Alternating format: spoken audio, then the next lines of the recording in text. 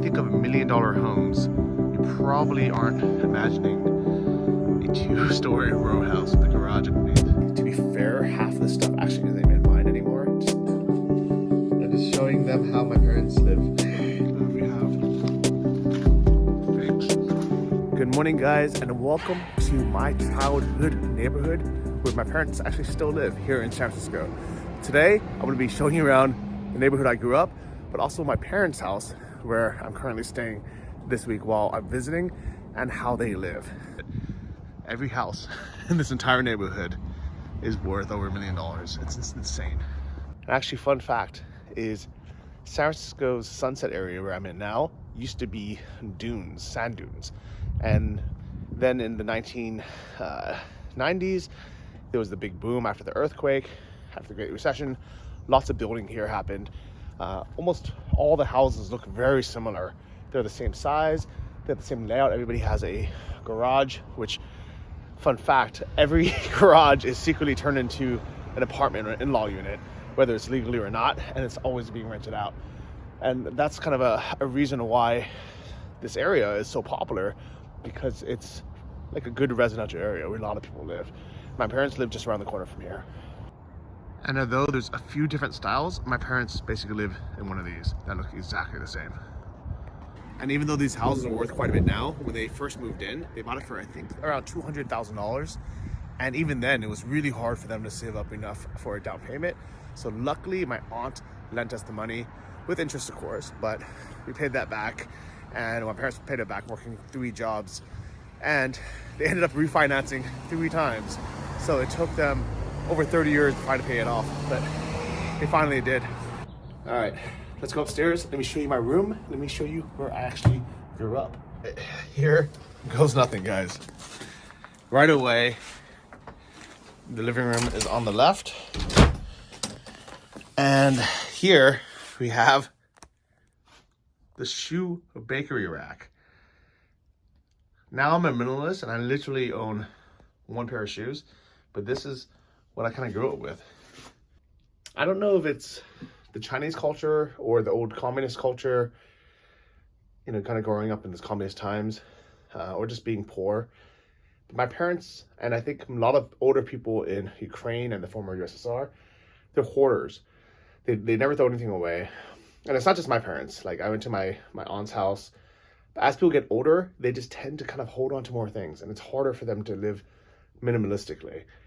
So you're gonna see a very cluttered house, including my old bedroom.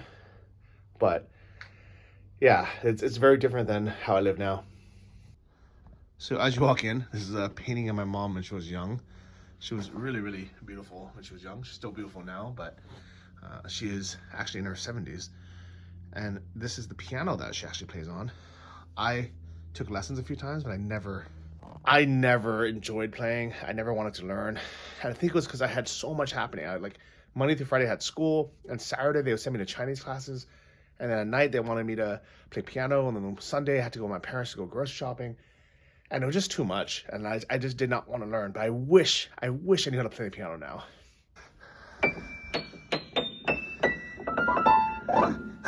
That's my ability. So this chair is where my dad is sitting all the time watching TV. That's his favorite little lounge. My dad's favorite chair. How's it? My mom's seat is here. Okay, this is where we spend all of our time. My dad's favorite chair, my mom's favorite seat, and this is where I sit. Okay, let's eat, guys. Chinese TV. Uh-huh. Mm-hmm. And then we have all this extra seating that never really gets used. This was a fireplace, but now it's kind of just clutter. The reason why they keep it is like if my niece or nephew comes, then that's where to sit.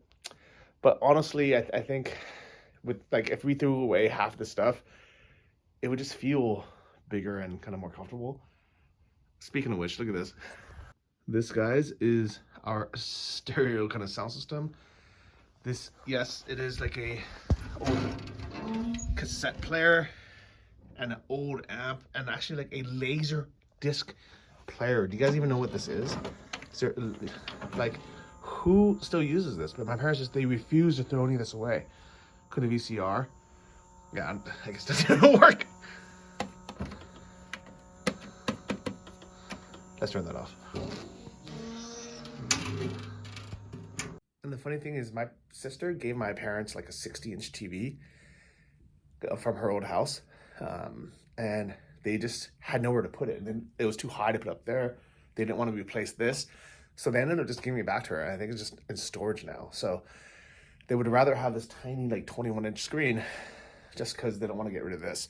And it's hard. Like I want to try to tell them like, hey, just let's get rid of everything and let's remodel, let's do something. But they're they're comfortable. They're set in their ways. They're older now. So it's the way it is. Speaking of the way it is, this is kind of a set. Like here, it's kind of just for most of your decoration. This actually means Yo Chenzen Hao, which I didn't realize what that meant. I think my sister brought it back as like a souvenir once, but she also can't read Chinese. So for 1 or 2 years or 3 years, I had it in my room, had no idea what it said. And I was always broke. And then one day, I think my cousin, he said, oh, Yo Chenzen Hao. And it clicked. And I was like, oh, it's good to be wealthy. It's good to be rich. And ever since then, I swear, like my finances improved. So I think maybe it is kind of a good luck charm. Other good luck charms is our shrine. So actually, I'm not super religious, but we do pray to who I thought is Buddha, but turns out Buddha looks more like this guy. But I think she's like some kind of Chinese Buddha. And I know it's strange that I've been praying like every week for my whole life, basically growing up, and I don't know who she is. But I think it's not about the religion. It's kind of just about having a place to like honor our ancestors. And that's why there's photos of my grandma, grandfather, and actually our great-grandparents too. So this is my grandfather and grandma on my dad's side. This is actually my great-grandma on my dad's side. And then this is my grandma on my mom's side. And here we pray and honor them. There's a bunch of photos from when I was young too. This is actually my college graduation. It looked a lot different back then. You see Irvine. And then here, actually, I think this might be, I guess it's a few years later, but the same restaurant, Buca di Beppo. My mom's favorite restaurant. And let me show you guys. Voila. This is my bedroom, my old giant CRT TV, which I need to throw away. And so when I used to super be into Muay Thai, I would collect these posters after the fight because they would be hung up kind of randomly around town. This is the biggest one, but normally they were like this size, and they would be like hung on like lampposts and everything. And I would always collect 1 or 2 after the fight just as a souvenir. Now they're hung up in this room. I don't know if anyone's ever seen my old Muay Thai fights, but yeah, it was a. Did you notice that the short earlier looked like monster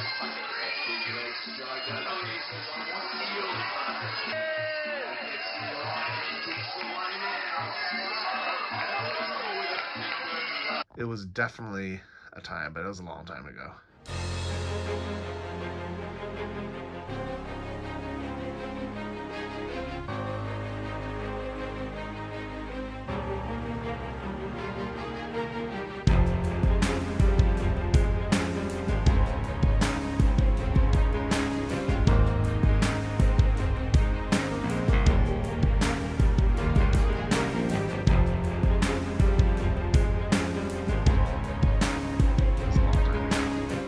This room is very messy. To be fair, half of the stuff actually isn't even mine anymore. Just my parents use it kind of storage. My sister uses it as storage. But to be honest, my place wasn't that clean back then anyways. I was super a hoarder. I remember I used to have clothes all over the floor and I couldn't even walk. Now it's mainly because, there are like keyboards here. This is all their clothes, their suitcase. But growing up, I remember I actually went out and bought this one night, like 10 p.m. right before Target closed, because I was so tired of not having anywhere to hang my clothes up. So I bought this and like 100 coat racks, so 100 hangers. It's funny because even though I have some new stuff, like my Oculus that I just bought, I have also a lot of really old things too. So these are my old boxing gloves from the Muay Thai days. I think this is an album I made when I went to Guatemala. Actually, still one of my favorite places in the world to have visited. Oh, Thailand too. That's cool. I don't remember this actually. Laos. Wow. I should bring this with me. Here's one of the toughest events I ever did. Clutter. My diploma that I don't care about at all anymore. I don't know why I framed this. This is a cooking class in Phuket. Here's my scuba diving certificate. Random crap. My dad still uses this now as kind of like a place to watch YouTube in office. This is a chrome base that I bought them a few years ago. Here's my old. Is this mine? No, this is my. I guess it's one of my yearbooks. And this is from middle school. How funny is that, guys? Oh, should I find myself? I think I'm here somewhere. My buddy David. It's my cousin Johnson. That's me. Look at this hair, guys. Oh my gosh. Actually, I think that was like a freshman or sophomore hair. Let's see where I am. JKL. JKL. That's it.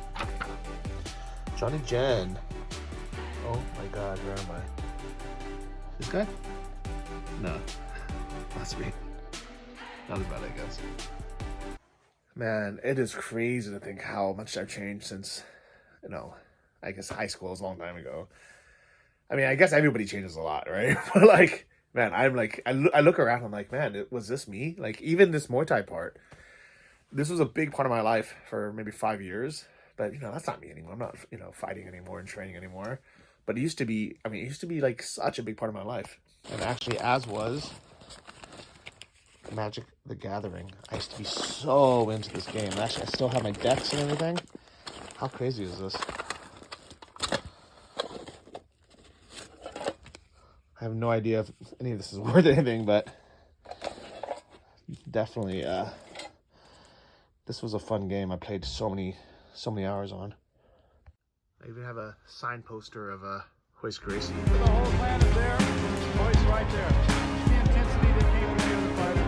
You see a very strategic guy here. It's on game by Hoist. A lot of energy to stay on this game there. He totally had in 2 UFC bouts. Totally unexpected. Hoist is trying to get this. He's trying to get the arm lock. Got it. Nemo tapped out. What a great fight that was. He was my first jiu-jitsu coach. I just took like a seminar with him. But it's funny, I ordered a bunch of stuff to bring back to Ukraine with me, and one of them is a gi. Yes, I'm still a white belt after 10 years.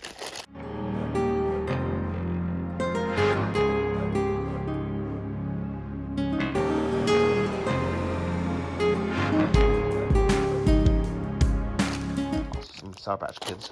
Besides the Oculus and the gi, I'm bringing back so much random crap to Ukraine with me. Some of it is I'm helping my buddy Frank haul back, like these like random adapters in his MacBook. But a lot of it's just my stuff.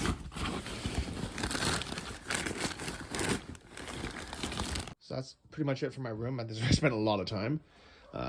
Here's the one and only bathroom that we grew up with. My mom's room here. Here's our kitchen. We used to sit here and eat every meal.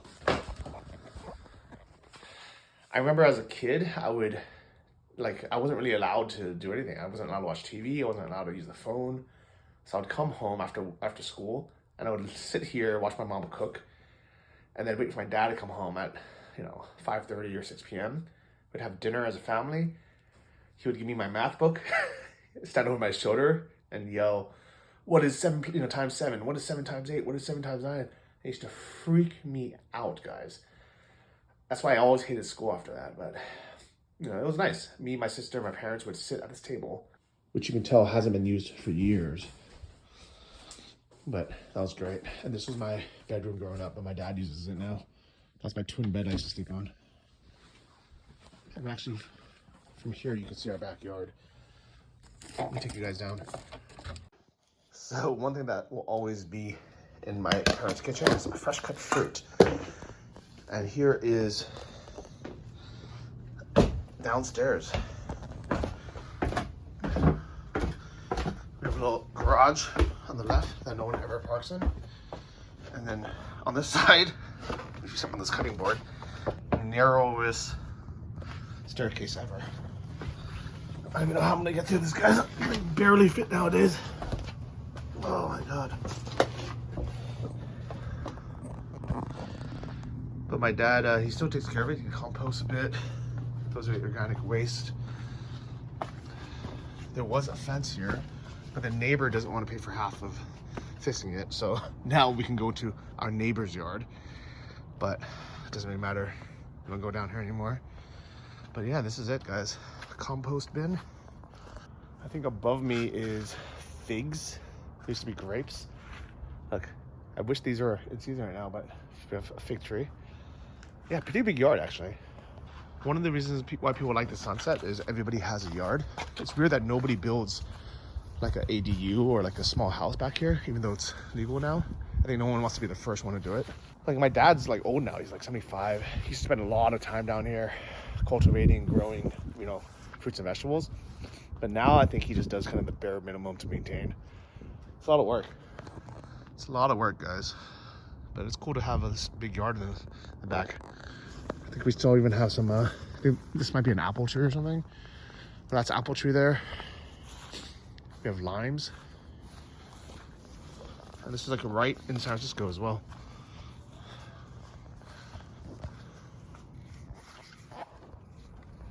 Have you ever seen anyone eat an apple off a tree?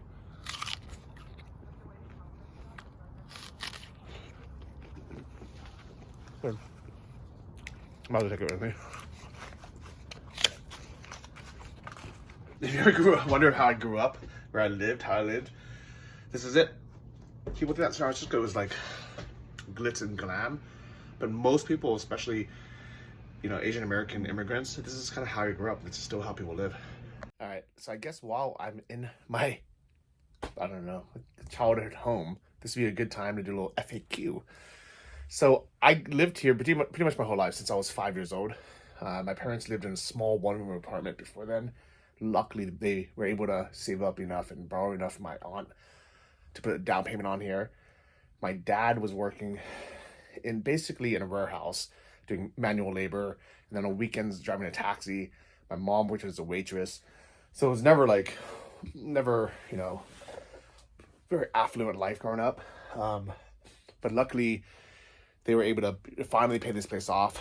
Now I pay for my parents' property tax, and I have been for maybe 5 or 6 years.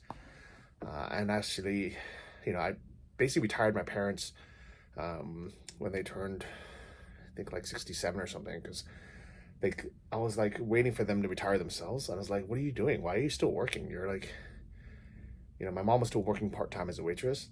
And I remember saying to her one day, I said, Mom, like, how much do you make as a waitress? And, you know, she was like, oh, you know, it depends on tips, but usually like $900 a month or something. And I was like, Mom, let me just give that to you. Like, so I've been sending my mom $1,000 a month for the past, I think 3, 4, 5 years now. It's been a long time.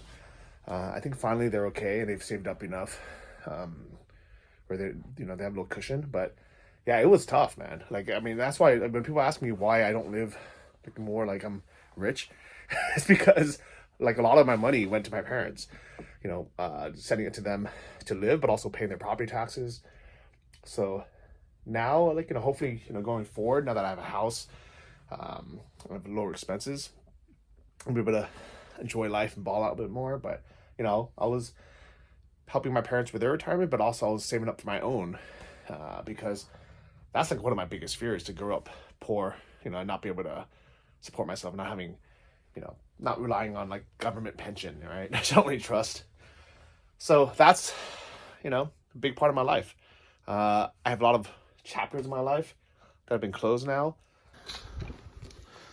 Even just going through some of these old books that I used to read, like, you know, this was me diving, working as a scuba diver in Borneo. This is the book that I wrote called Life Changes Quick, and actually I wrote two. The first one was called 12 Weeks in Thailand, The Good Life and the Cheap. You can find both of these on Amazon. And these books, I almost want to not think about and throw them away, but I thought, like, if you wanted to be a cool guy, you had to literally dress like this. And in LA, this was kind of like who you had to be, you know? Like, it's funny now, but I remember when I read this book, I was like, oh my God, finally, I can like learn how to meet girls. Guys, I'm telling you right now, I regret those years so much. I mean, I think I wish I would have read like one book about like confidence and how to talk to people. But then aspiring to be one of these dudes, this was like the biggest waste of 5 years of my life. So I'm super happy that part of my life is over. I don't know if LA is still like this, but seriously, this was like the way to be a cool guy back then. You know, and whose fault was it, right? Like, it was both people's fault, I think. First, for the guys who were being douchebags, and the girls for being attracted to them and putting up with them. So if you want to know more kind of about all the different stages I went through in my life, I actually wrote a blog post a long time ago called, Who is the Real Johnny FD? And I had all these stages, like literally Magic the Gathering, playing these card games every day. That was my life for 5 years. I used to go to raves all the time, you know, when I was doing Muay Thai and then Jiu-Jitsu, and then like all these different, I don't know, I think my whole life's been an experiment. And I've always shared it. Like before YouTube, I had a blog, you know, I wrote those 2 books. I think I've always kind of just been open to share, you know? And a lot of that's haunted me, to be honest. Like, people were like, oh yeah, didn't you say that one stupid thing 15 years ago? I'm like, yeah, I probably did, you know, I'm sorry. Like, I was an idiot back then. So, anyways, past is the past. And it's fun to come back and see it sometimes and see how much, you know, we've grown and changed. But how much things kind of also stay the same. This is Johnny FD signing off. I don't know why I just put a herald there. All right. Johnny, Uh-huh. Uh-huh. what happened? I'm just showing them how my parents live. Orange. 从哪来的？哦，哇，这么好，给的，哇，这么好。这个是麦片吧哈。 All these fruits and Peanut vegetables. butter。 Oh, that's 我 shopping 很多这个我都不要，那个 spaghetti。 好吃，好吃，好吃。All right, so my buddy Albert from middle school is visiting. He brought us some mochis. In Chinese, we call this waji. Which Japan, this is from Japan. yeah, but I just found out that mochi and waji are the same word. It took me how many years to figure that out?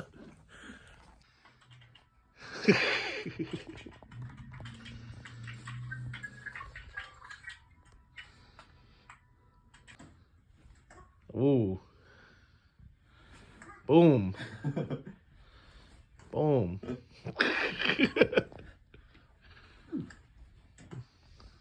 Oh yeah.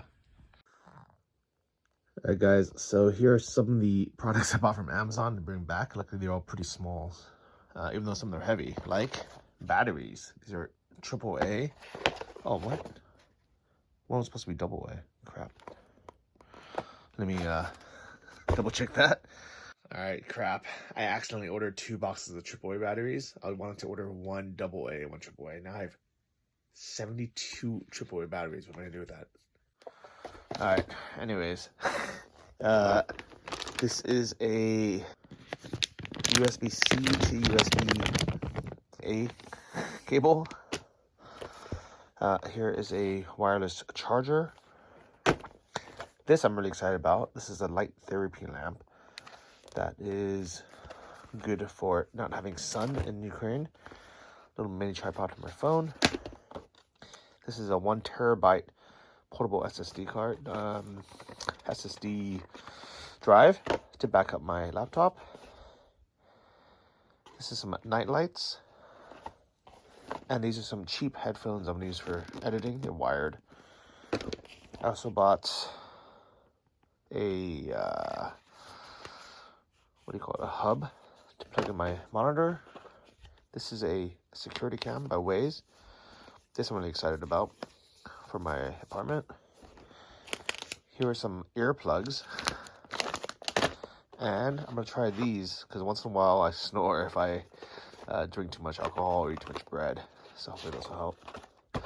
More to come, guys.